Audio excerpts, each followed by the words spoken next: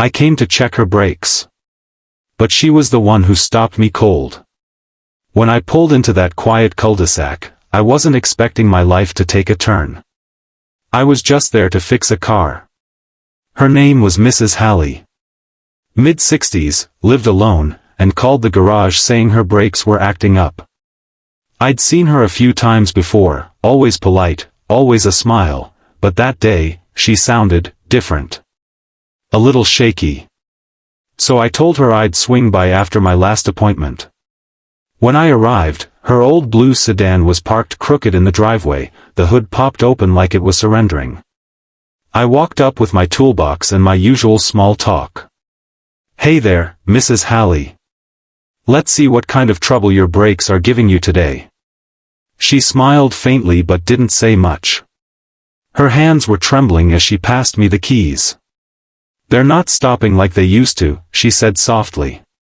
"Feels like they just let go sometimes." I got under the car and started checking things. The pads were worn down, the fluid low, the lines rusty. It was an easy fix, really. But what caught me wasn't under the car.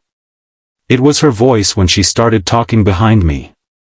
"You ever notice," she said quietly, "how some things just stop working one day? No warning. No sound. Just gone." I froze for a second, not sure if she was still talking about the car. I looked out from under the bumper. She wasn't looking at me. She was staring off at the empty street, her eyes glistening. I wiped my hands and stood up. "Everything okay, ma'am?" She took a deep breath and said, "I lost my husband last year. Heart attack. He used to fix everything around here, leaky pipes, broken lights, old brakes. He'd never let me drive unsafe. Now, I don't know how to do any of it. I keep calling you folks because I like the sound of someone working around the house. Makes it feel less empty." Her voice cracked on that last word, and suddenly, fixing her brakes didn't feel like the real job I came for. I told her I'd replace the pads, top up the fluid, and test the lines, no charge. She tried to argue, but I waved it off. "My mom's about your age," I said. "If she called a mechanic, I'd want him to treat her right." While I worked, she made me lemonade. We talked about her garden, her husband's old fishing trips, how she couldn't bring herself to sell his tools.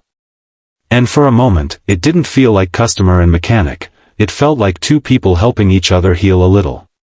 When I was done, I handed her the keys and told her the brakes were safe again.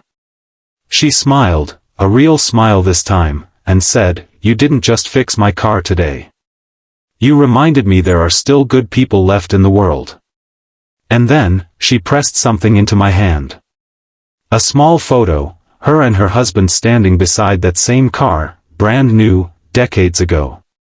"He would have liked you," she whispered. I stood there, unable to say much. Just nodded and watched her drive off, the car rolling smooth and steady down the road. That night, when I got home, I sat in my own driveway for a long while, thinking about all the times I'd taken kindness for granted. I came that day to check her brakes, but she was the one who stopped me from rushing through life, from forgetting that behind every job is a human being with a story. Now, every time I finish a repair, I take a second to look the person in the eye, to ask how they're really doing. Because sometimes, what people need fixed isn't just their car.